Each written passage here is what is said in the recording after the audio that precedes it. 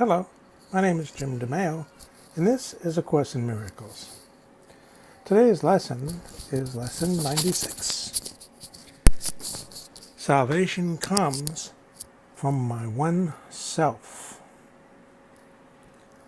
Although you are one self, you experience yourself as two, both good and evil, loving and hating, mind and body. This senseless of being split into opposites induces feelings of acute and constant conflict and leads to frantic attempts to reconcile the contradictory aspects of this self-perception. You have sought many solutions and none of them has worked. The opposites you see in you will never be compatible. But one exists. The fact that truth and illusion cannot be reconciled, no matter how hard you try, what means you use, and where you see the problem, must be accepted if you would be saved. Until you have accepted this, you will attempt an endless list of goals you cannot reach, a senseless series of expenditures of time and effort, hopefulness and doubt, each one as futile as the one before, and failing as the next one will surely will. Problems that have no meaning cannot be resolved within the framework they are set. Two selves in conflict could not be resolved, and good and evil have no meeting place. The self you made can never be yourself, nor can yourself be split in two. Notice the capital in the last two selves.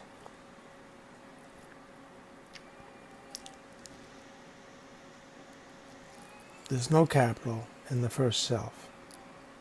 The first self you made can never be that's the small self, can never be your capital self, nor can your capital S self be split in two. And still, what it is and must forever be a mind and body cannot both exist. Make no attempt to reconcile the two, for one denies the other can be real.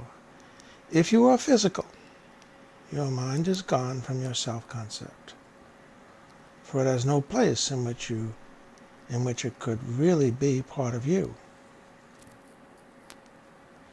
If you are spirit, this is a good word for the word mind. He often uses the word mind interchangeably both with spirit and the human physical mind. So here he distinguishes the two. If you are spirit, then the body must be meaningless to your reality. Keep in mind, reality talks only about what is eternal, what is not changeable. Everything else that is changeable, that is not eternal, he refers to, quite correctly, as illusion. Spirit makes use of mind as means to find its self-expression. And the mind which serves the spirit is at peace and filled with joy. Its power comes from spirit, and it is fulfilling happily its function here. Yet mind, and again we have a small m for mind, yet mind can also see itself divorced from spirit and perceive itself within it a body, which it confuses with itself. Without its function, then, it has no peace, and happiness is alien to its thoughts.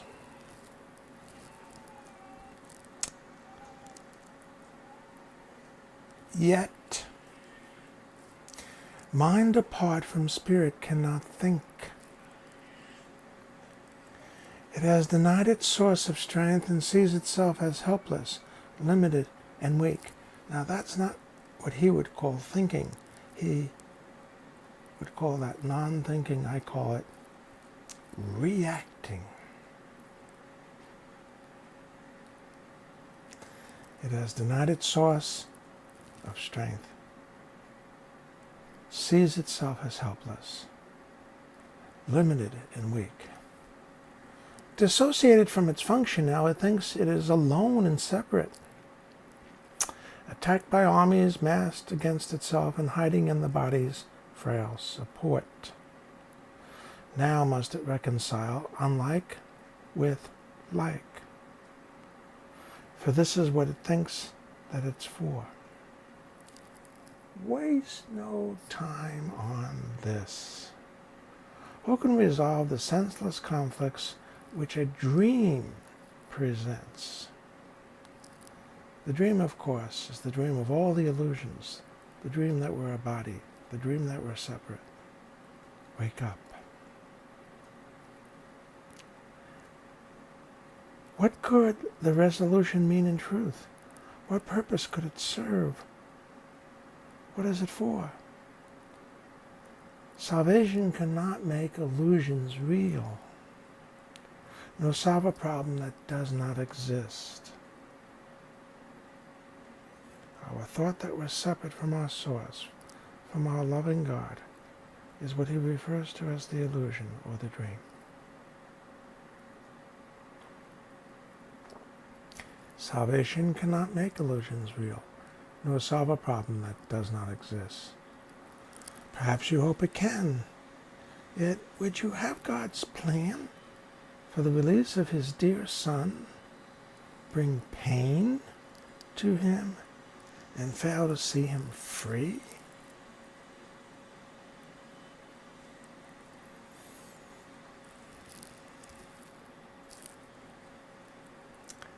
Your capital S, self, retains its capital T, thoughts, and they remain within your mind, small m, and in the capital M, mind of God. The Holy Spirit holds salvation in your mind and offers it the way to peace. Salvation is thought, is a thought you share with God because his voice accepted it for you and answered in your name that it was done. Thus is salvation kept among the thoughts, capital T, yourself, capital S, holds dear and cherishes for you. We will attempt today to find this thought, whose presence in your mind is guaranteed by him who speaks to you from one self, capital S. Our hourly 5-minute practicing will be a search for him within your mind. Salvation comes from this one self through him, who is the bridge between your mind and it. Wait patiently and let him speak to you about yourself. What your mind can do. Restored to it, capital it, the self, and free to serve its will. Begin with saying this: salvation comes from oneself. Its thoughts are mine to use. Then seek its thoughts and claim them as your own. These are your own real thoughts you have denied. And let your mind go wandering in a world of dreams to find illusions in their place.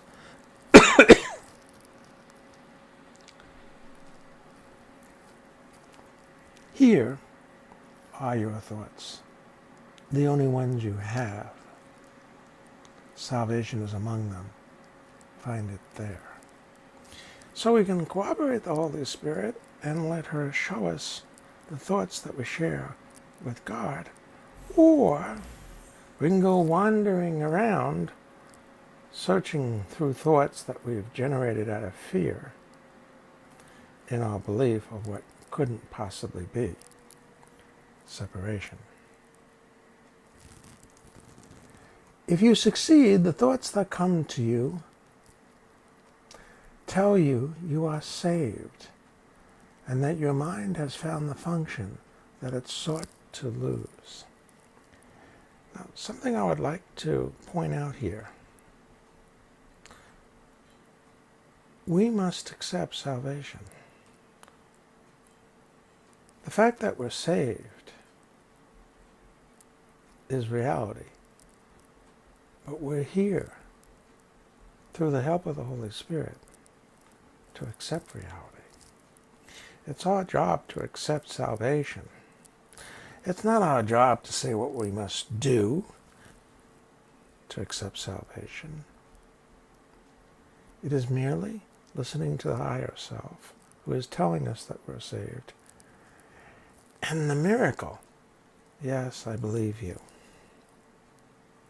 There it is. That's my job, your job. If you succeed, the thoughts that come to you will tell you you are saved, and that your mind has found the function that it sought to lose. Amazing that we sought to lose our salvation, looking for salvation. But you see, either we're listening to the Holy Spirit, or we're trying to do it ourselves.